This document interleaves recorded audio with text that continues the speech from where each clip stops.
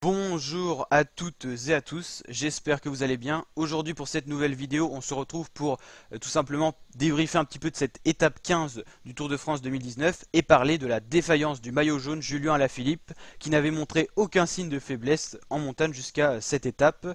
Cet enchaînement de difficultés aujourd'hui du jour 4 cols a quand même causé des dégâts, notamment au niveau des favoris.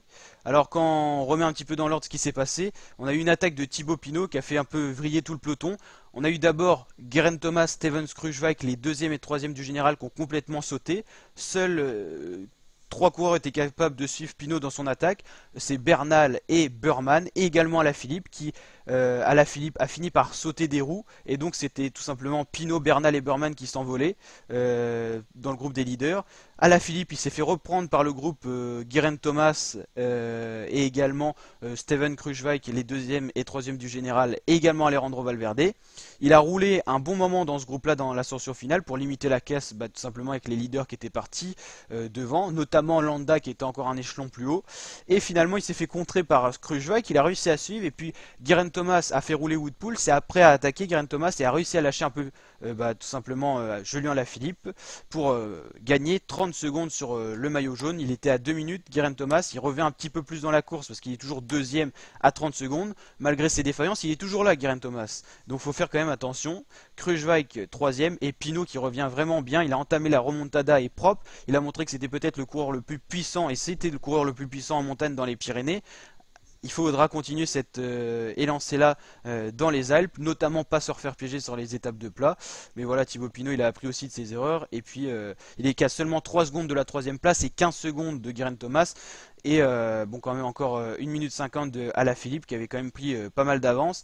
Et heureusement pour Alaphilippe d'avoir pris autant d'avance parce qu'il a montré ses failles. Maintenant, il va être attaqué, c'est sûr.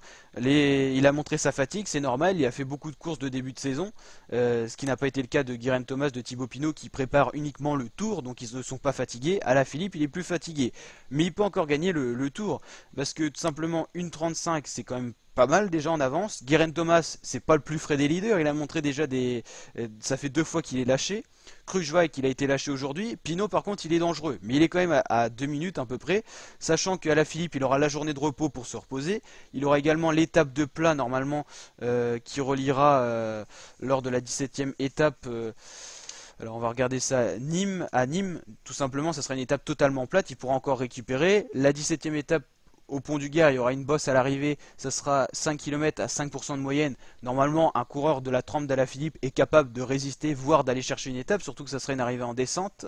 Après, il faudra résister aux 3 étapes très dures dans les Alpes, notamment l'arrivée à Valloire, après une succession de 3 cols, dont 2 hors catégorie.